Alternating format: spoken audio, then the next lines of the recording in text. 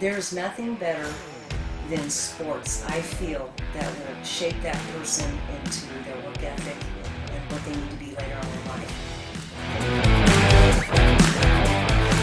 After setting records at the University of Oklahoma in both basketball and softball, this multi-sport, All-American athlete is now revered as a teacher and a coach. Learn why Viki Streets-Thyfault feels competition is so important in sports and in life. And find out what advice she has for young women and men on this episode of A Tale to Tell. Hello, I'm your host, Don Roberts. I'd like to welcome Viki Streets-Thyfault to the podcast today. Hi, Viki. Hello. How are you? Good. Good. Thanks for coming on. Absolutely. Thanks for having me. This is an honor. It's a real pleasure. I'm looking forward to it. Yes. Before we hear your story about how you became a star point guard at the Division I level, let's go back in time and talk about your childhood. Where did you grow up? Well, I grew up in Bartlesville, Oklahoma. It's the northeast corner of the state, very close to Tulsa, Oklahoma. And yeah, it was a great situation there. My dad actually moved all of us there. I wasn't even born yet, but all of us there in back in the day. And he went to work for Phillips Petroleum Company as a research engineer. So we all settled in there, and great place to grow up. How many siblings do you have? I have 3 other siblings, 2 brothers older, and then my sister Lisa. And yeah, I was the youngest. I was the baby. Oh, that explains a few things. Yeah. So were you born with a basketball in your hand, or what was, were your siblings athletic? Yeah, actually my brothers loved sports, and I was probably born with, I don't know about a basketball, but as my mom always said, I came out running because I was feet first in the womb. But anyway, so my brothers actually were a great influence. They both were mostly baseball players, but they loved sports. Brother Phil loved boxing. he was into wrestling and football. He had a major ankle injury in junior high, so he didn't do that anymore and had to recover from that. And then Don was a first baseman as a baseball player. And so you were a bit of a tomboy. I was, although I had that other side to me that I had the influence of my sister and my mom, that we just loved clothes. We loved dressing up. And so my mom, good balance then. good balance. Oh God, yeah. And my sister too. She was actually super fast. I'll never forget it. In elementary, we'd do those game days, or what do you call it? Those days on the track days. And man, I had to keep up with her on short sprints and stuff. Man, she was always an influence that way. But no, later on down, she was the best influence, and my mom was always so supportive there. But I had that balance, like you said. Well, being that younger sibling, you got to see everything above you and them challenging you, whether consciously or subconsciously. You kind of rose to the occasion. So you get into school, and did you was basketball your first love, or? Actually, both. I had, I would probably say, actually, baseball, softball. I know my brother brought this up probably, I don't know, a few months ago, said, Viki, do you ever remember when Dad and I took you to the baseball field, and they said, hey, there's tryouts there? And I think I was 8 years old, and they always said, oh, you go try out, man. You could play with the guys, blah, blah, blah. My brother was, no, you got to get in there. And I mean, that was back in the late 70s, early 80s, mid 70s.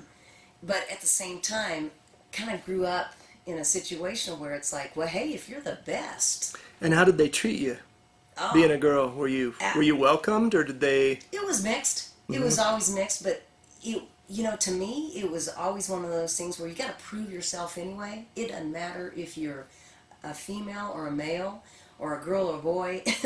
You got to kind of prove yourself, and I think that's always happening. It doesn't matter what you're doing. And in that case, my brother was like, get in there and do it. And I never felt comfortable, so I went back and I mean, on my bio, it says I went into a small town that was real supportive of softball, so I started that way. And we're going to talk more about that. I know I brought up basketball, but you were a top-notch softball player too, which everybody's going to find out.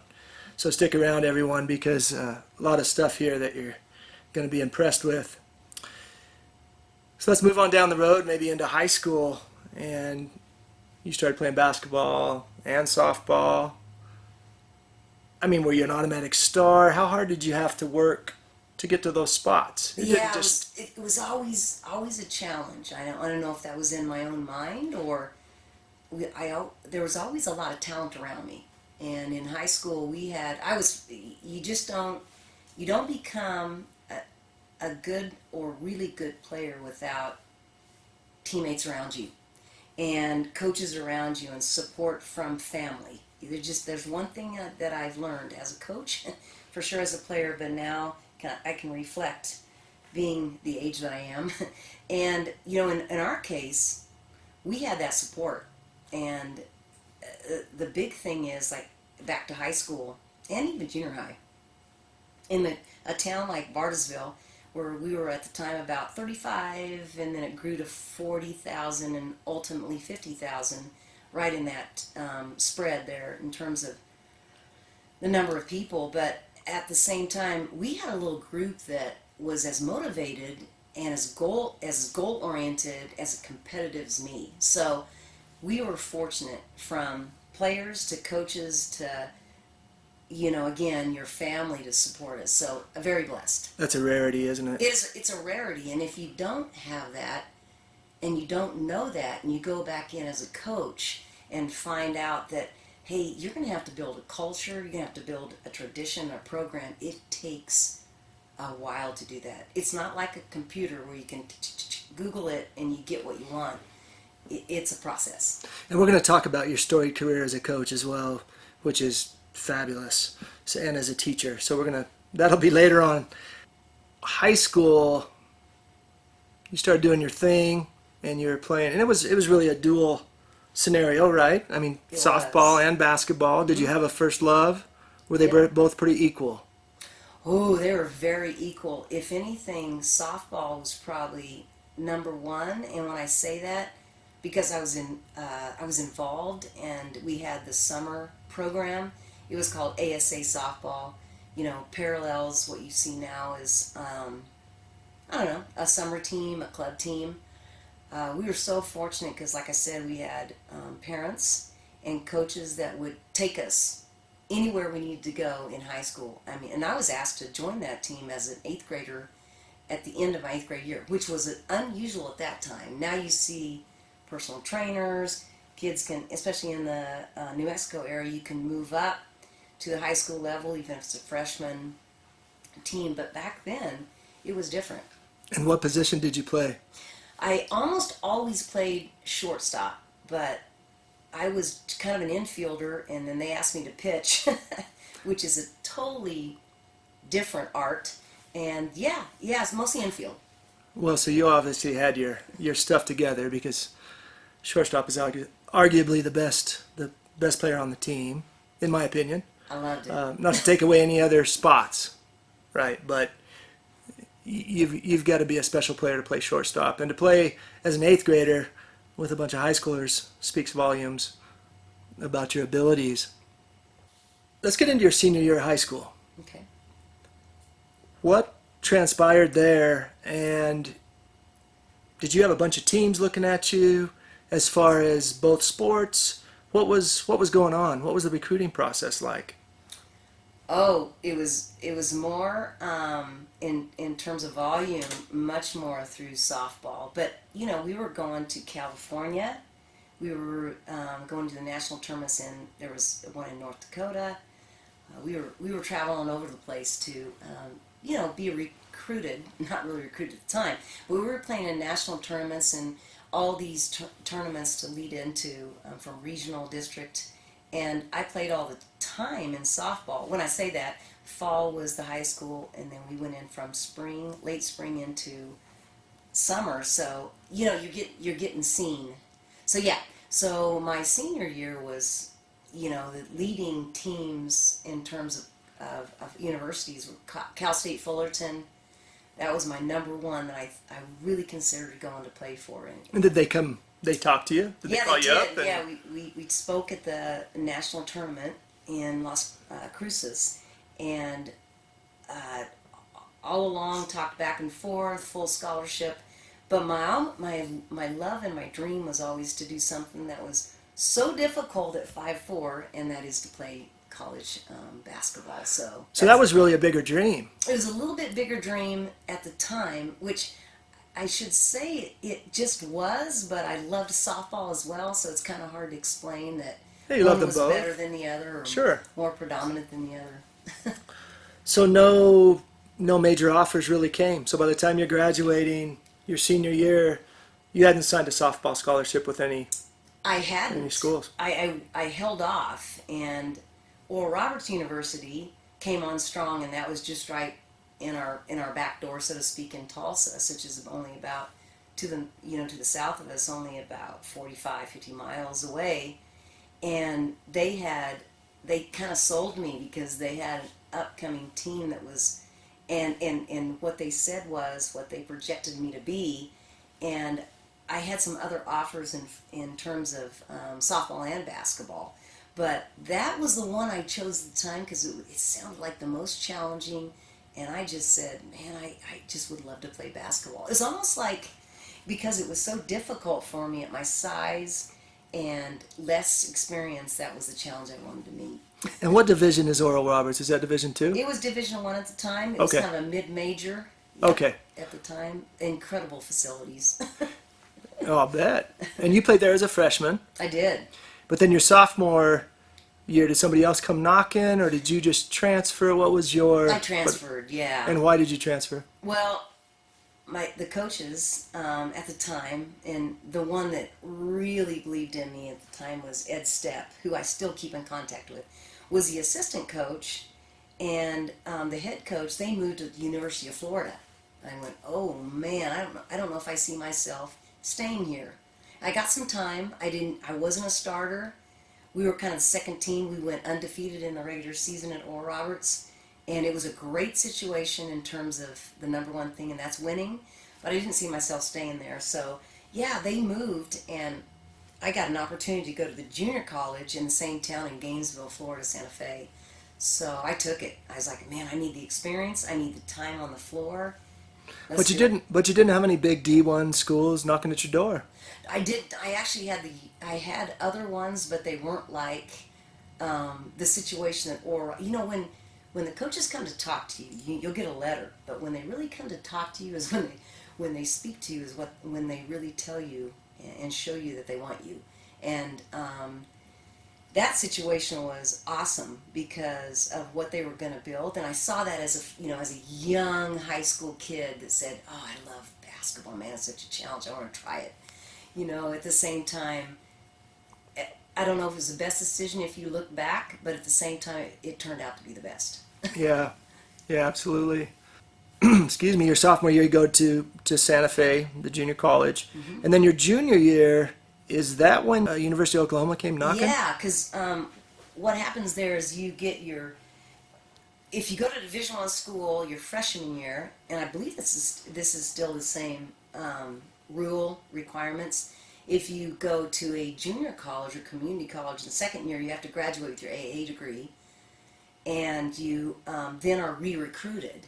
And I was totally on track. I had taken some summer courses, but great situation there. At Santa Fe, and I got re-recruited, sort of, but the same schools came knocking, the University of Oklahoma, Florida International, Georgia State. We were very, very good. We won the state, and there's a few junior colleges like in the state of, not Colorado, Florida, Oklahoma, and Kansas. They're really, really known as great junior colleges to build programs and then get re-recruited, and it worked out great for me because we were 6th in the nation and we were in the junior college national championship. So, oh my gosh! And you guys didn't you have a team record? You had You guys are averaging like 84 plus points a game? Yeah, that was the University of Oklahoma. That still holds a record for my junior year, 84-85. We 84.7 points per game, 30-second shot clock. So you have to remember that shots got up quick. You know, transition. It was like a track meet, so to speak. I mean, we like to transition like no other and press too. So we made that even harder on the opponent. So impressive. And I'm just going to say it now. This is mind-boggling to me that 35 years later, basically, you still hold the record at the University of Oklahoma with 421 steals. Yeah, well, is that correct? Actually, my lead. That's in a season? That's actually was the 84-85 season and the 85-86 season, and I actually personally still hold a record for third third place in assist a game at 15 against Colorado. Colorado, Wow. that's where we are. But the main thing was the teams I were on in 84-85 and 85-86. We put up some points. That's incredible. Yeah, and like you said, steals like that in transition will transition into points or easy baskets. So, you know, as a coach, you look at that and go, yeah, that's what you want to see. Well, and for those that don't know, and I didn't play point guard, I was more of a forward, and I never played at the college level, but just knowing how much responsibility that point guard takes on. I mean, you're like a second coach. I mean, you're the glue that holds that team together. You set the tempo. You're like the captain of the ship. That's right. Kind of like the quarterback of the football team. It's really just so impressive. And for you to be able to go back and forth between these different schools, and you know, that's about as big as it gets, right? University of Oklahoma. My goodness. So then you know, those things happened your junior year, and then your senior year, you're back there again, of course. And you guys, you know, you're averaging like 35 minutes a game playing. You led in assists. You guys made it to the Sweet 16. Oh my gosh, you guys were Big 8 champs, you know, Midwest Regional champs. It was just really fabulous. Yeah, we ended up playing in the Sweet 16. Actually, we advanced to play Vanderbilt, and then we played the University of Texas. And the year before, it's so ironic, the year before they were upset by Western Kentucky, but at our first tournament before Thanksgiving was the Bowling Green Classic. So it was Western Kentucky, and they're a mid-major, but they were so good at the time. I mean, they're considered a mid-major, but you know. Explain to people what a mid-major is. Mid-major is like Gonzaga, but you look at, I'll just example nowadays. Gonzaga is one that they don't have the numbers. They might not have the ability to recruit. It depends on, again, their scholarship money, but they're not considered large schools like University of Oklahoma. Yeah, they've only got like Texas. 6,000 kids or something, Exactly. Now, Gonzaga's, is larger now, but at the time, Bowling Green, Western Kentucky was a smaller school. Even their stadiums and their facilities are smaller. But talk about pride. Oh, you know, Kentucky, Indiana. Sure. In terms of basketball, there's pride all over the place. And like I said, when there's pride, there's usually money to go around, or from boosters to donations to whatever. They find a way. Yeah. And in that case, we ended up beating them at their own place. And the following year, we get beat by Texas because they were undefeated the whole season. So that was a tough thing to take on my senior year. Sure. But those battles are things you can carry and have carried forward to girls and boys that you've coached for many, many years, Absolutely. Almost 30 years. Not to close the door on basketball by any means, but I just think it's pretty remarkable. Softball was still on that back burner, wasn't it? It was. Yeah. It was. And so tell us about that. You ended up actually fifth year of college, but tell us I believe there's a story behind this of someone saying, you know, wait a second, do you realize what she's capable of? And so let's hear about that a little bit. Yeah. So I'm sitting there my senior year, and it's all about well, it's not all about school. I wish it was more, but it was all about basketball. And again, we had that team that was projected, and we were projecting ourselves to win the Big 12, Big 8 at the time, excuse me. And I didn't get a phone call. I got a little message that the softball coach said, "Hey, we know you're playing basketball. We don't want to interfere." Michelle Thomas was the head coach at the time, but Marita Hines, the one that recruited you in your senior year in high school, told me you're right here on campus, and we know that. Would you ever consider playing your 5th year in softball with us? And I said, well, I would consider it. I don't want to make a decision now. All I'm worried about is school and basketball. And she also come to find out, my senior year in high school, the Sepulveda Raiders coach, which was Sepulveda, which is Los Angeles, California, they won the national championship, and we were playing softball in the national championship. Got beat by him. We were 3rd in the nation, and he said, "You got the best shortstop in the nation right now. I don't care who else is anywhere else. Grab her up and get her for your 5th year if you can do anything." So, yeah, long story short, I said, let me think about that, and I'll consider it, and I did it. Oh my gosh. What a way to finish out, your college career. I mean, you were 2nd team All-America, all region, but you ended up playing second base, right? I did. Yeah. That's funny you say that. Not to take anything away from shortstop. No, but that's a good point, because I ended up going back at the end of '86, which is right after basketball, and said, okay, I'll try this thing. If you're an athlete and you love to compete, you're like, oh my gosh, my basketball career or whatever that is might be over. And I always considered playing at the next level, but I had an opportunity to play softball. I said, oh my goodness, right here, all I got to do is go to the softball field and do it. But I overthrew and had an impingement of my shoulder, of the rotator cuff. So I had to take a step back and start the following year, '87, in fall. And they put me at instead of shortstop, at second base. And they already had an established player that had played shortstop. So it worked out great. Well, and the simple fact that you hadn't played in so many years. I mean, you had been dedicating everything to your studies and obviously to basketball. Mm-hmm. And here you're at the top of the game, top Division I school, starting point guard. And so you hadn't picked up a softball in how long? I had, and I played a little in the summer just with my brother, just to have a good time with. But you're right, yeah. The biggest change to the game was the speed of the pitching and hitting. Not out in the field. I mean, I made a play that it's one of those, you look back and go, did you see that before you did it? This diving play at second base, up the middle, right over second base, blah, blah, blah. But the bottom line is, it was the hitting. It was the speed of the game at that point with the pitchers. I mean, that's the separation.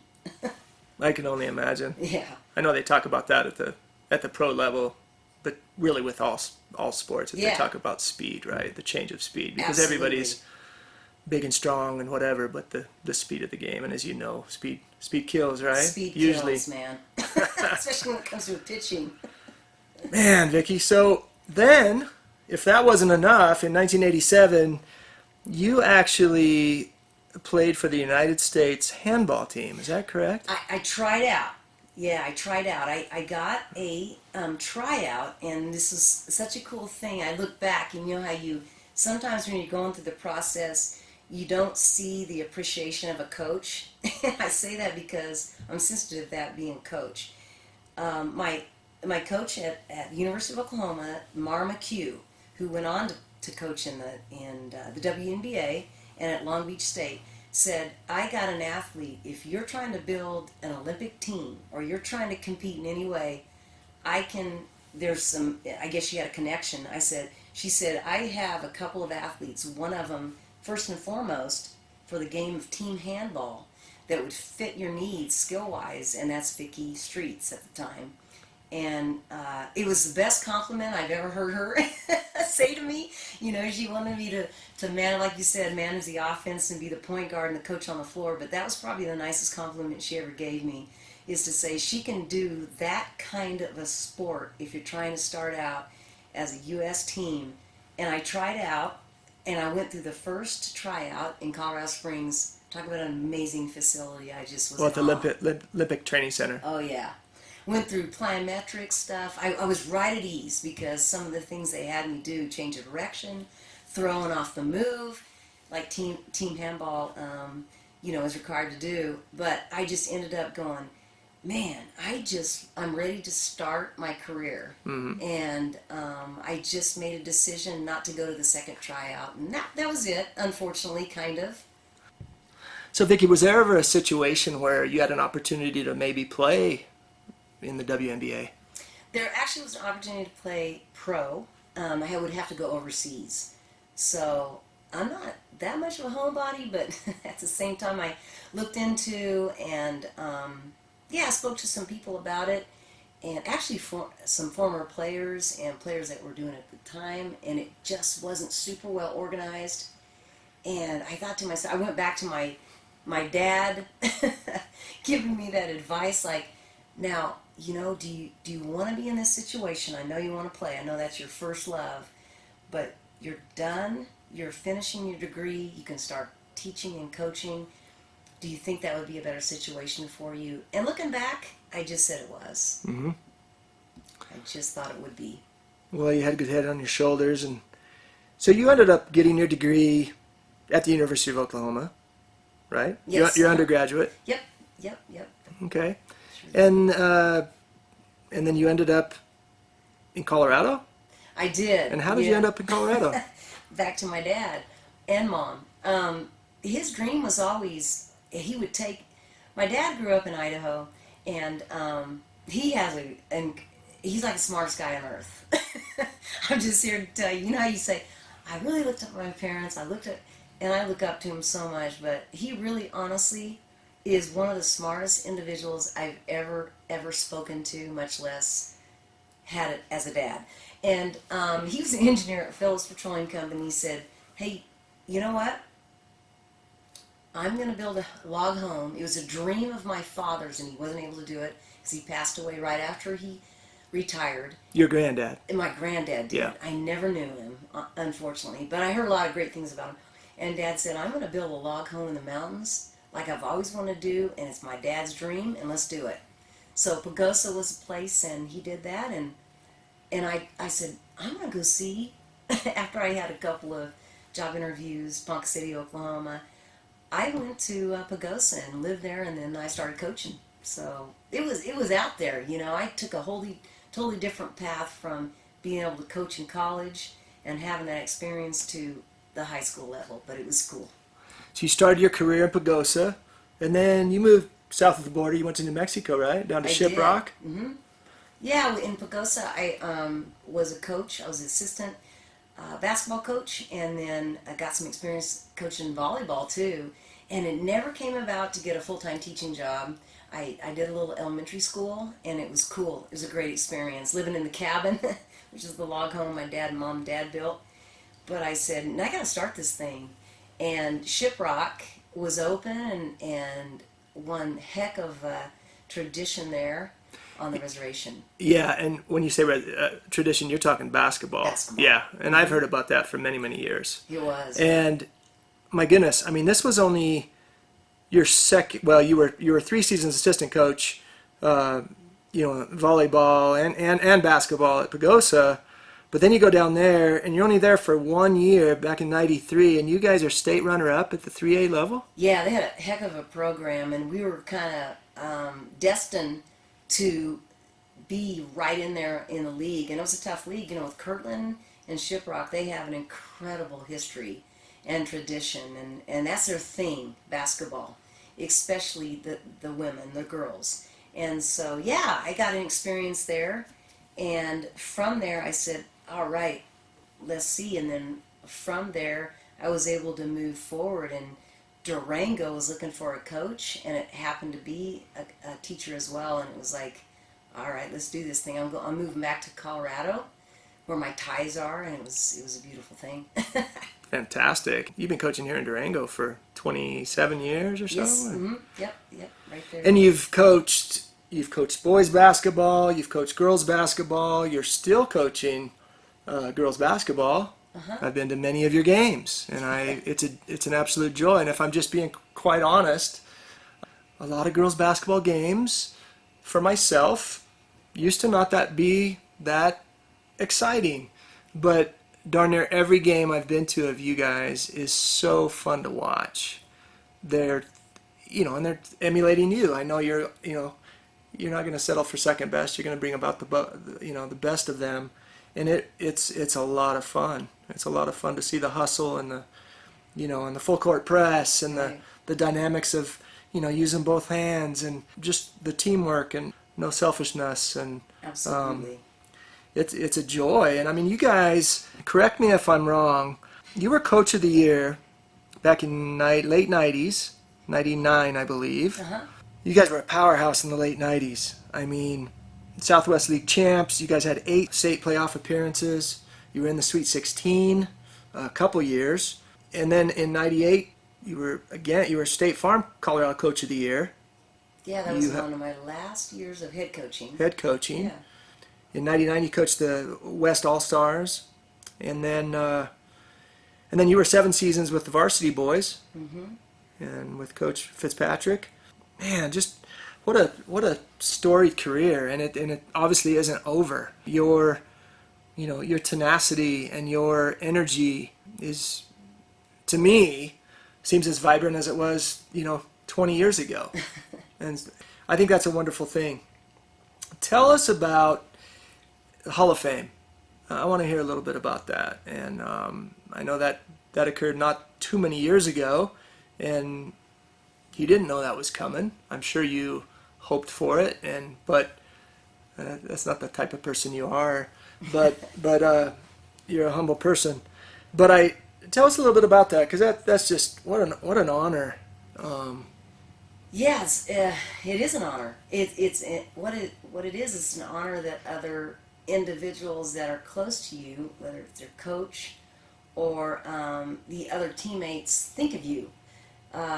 Statistics are huge in my ballpark. You have opinions, you have people that want to push other people, or whether it's Hall of Fame or certain honors or, I guess, awards. But in the case of the induction to a Hall of Fame, it was such an honor because we had such a good team.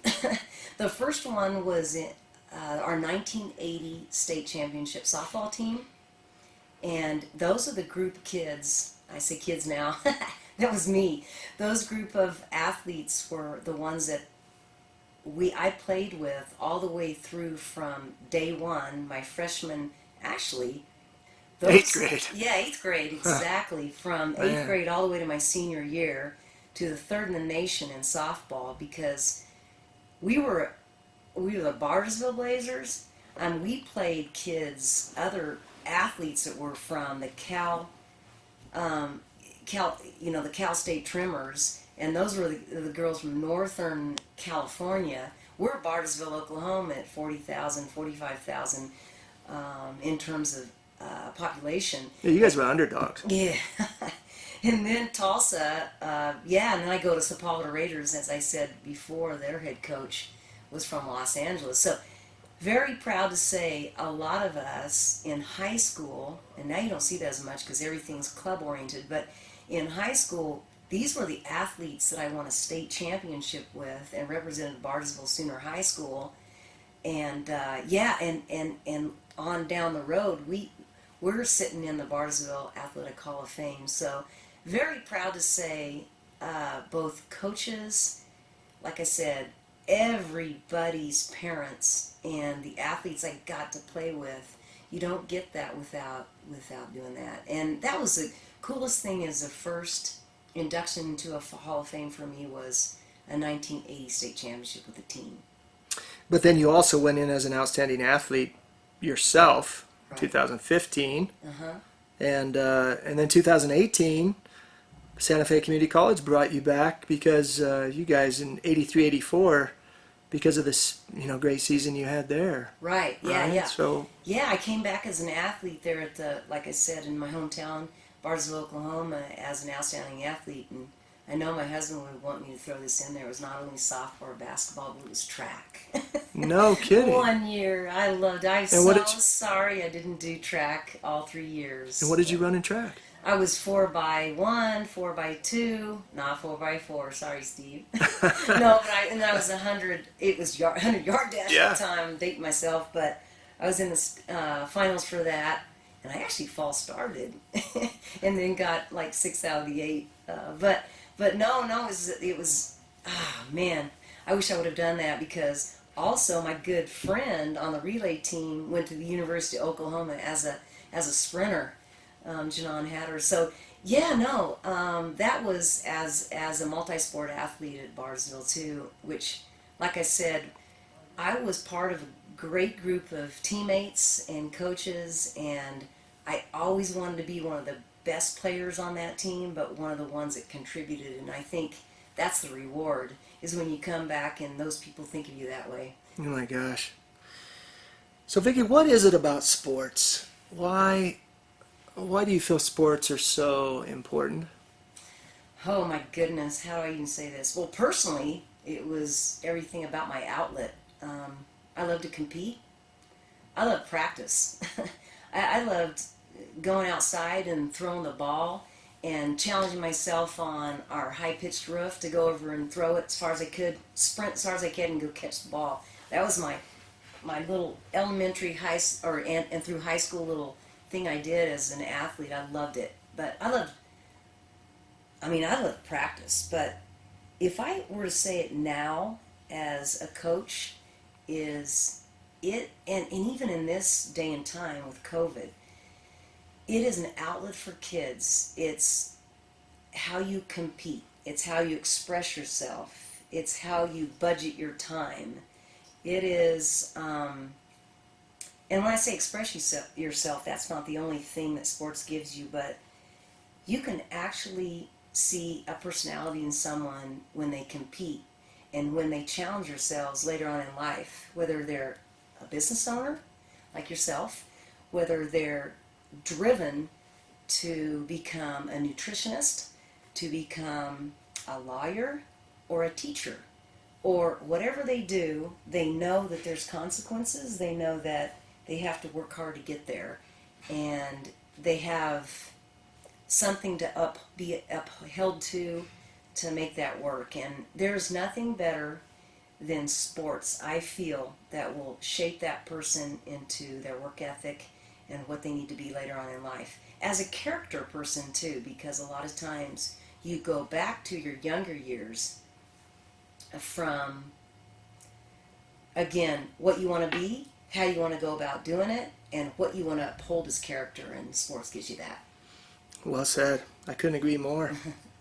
What kind of advice might you have for some of the younger and older, but younger women and men that might be listening to this? Oh my goodness. Stay the course.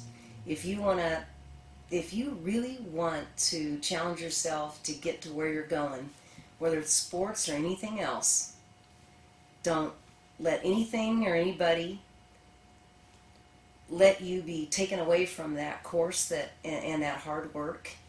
And again, never make excuses. We can talk about, and I said that with my classes on Zoom today. I said, be resourceful. This is a time of being adaptable, making adjustments, and putting your head up and moving through tough situations, no matter where we are or what we're doing. And that would be in anything you do, and stay the course for yourself and for the loved ones that you have in your life, because there's a lot of people that had a huge influence on me, especially my parents, that were such great examples, and they were such positive influences on me, because they were such great examples, but they were always, they pushed me, but they supported me. And so push through anything, but remember that it takes hard work to get there. No matter how talented you are, you have to work for it every day. Absolutely. You are so revered in this community, whether you know that or not, both as a teacher and a coach. I just had a gentleman in here the other day, Sam Redman, that did a podcast, and he said that you may have been, if not the greatest influence, one of the greatest influences on him. Goodness, to have somebody say that, and people will have to listen to that episode. It's a good one. Boy, Viki, just to recap, coming from a relatively, small area of Oklahoma, just staying the course and being such a go-getter the whole time. Not that it came easy. You obviously worked hard, but from 8th grade, all the way through college, being an All-American, you still hold a record for 35 years. That's just amazing. At a D1 school for the most assists. I'm sorry, for the most steals. It was actually the most assist, yeah. It was a single game assist leader, yeah. It's third, but I'll take it. Well, so most assists in a game was 15, correct? Yes, uh-huh. But don't you still hold the record for the most steals in a season? I don't. I wish I did. I got passed up? Okay. I was the initiator of all that. Okay, I have but to say that the other athletes got to handle those steals because I initiate them. That's how it works when you're a point guard. You cause turnovers, but in high school I might have, yeah. I've seen some photos of you and some cutouts in old newspapers that were just fantastic, just magnificent pictures and tributes to you. Goodness, you're just so inspiring, and you're continuing to pass that torch on to all these girls that you're coaching, and what a great thing. It's great. We have the hard part is we have such a good group of kids with Coach Fitzpatrick and myself, and we're hoping we can get this season going, but if not, we're going to find a way, even if those kids can't play CHSAA, we're going to find a way to get these kids to be able to play in one way, shape, or form. We got a great senior class, and it's just been a joy to see them develop, So hopefully we can get that going this year. And like I said, from a player to a coach, there's so many similarities and there's differences, but you separate your own needs to want to win versus what you can do for kids. And actually, I'll go back to my husband, Steve. He is such a great motivator and such an awesome individual to say, hey, I believe in you. Let's get this thing done. And I've seen that as I've transitioned in from still, after, like you said, even 30 years of coaching, what you can do for them to put them in a place to succeed. And as I say, he's one of the best examples of that. And that's what you do now as a coach. You don't play anymore, even though I love to compete. And like Sam Redmond, I love to show him what it takes to be an outdoor ed kid. And that's my other love, is the outdoors. And he took that further. And so those are such incredible sense of reward as a teacher and a coach, but that's what we want to do. Well, and you just said something I think is so powerful as far as positivity and just giving somebody hope and confidence, is if you tell someone as a coach, I believe in you. Yeah. You'll have kids run through that door for you, yeah. Right? Especially the kids we have right now. Yeah, that can be a make or break. Well, Viki, I can't thank you enough for coming on. It's been an absolute pleasure talking to you, and maybe we can get you back on here again and talk about some other things in your coaching career down the road. And thank you so much for being here. Thank you. It's a privilege to be able to talk about great things in kids. We'll see you next time. Thank you, Donnie. And if you enjoyed this episode of A Tale to Tell, please share it with your friends, family, co-workers. And until next week, this is your host, Don Roberts. Be well. This podcast is brought to you by the popular books Wellness Toolbox 1 and 2. These books are available on Amazon as well as at local Durango, Colorado merchants. Purchase your copies today.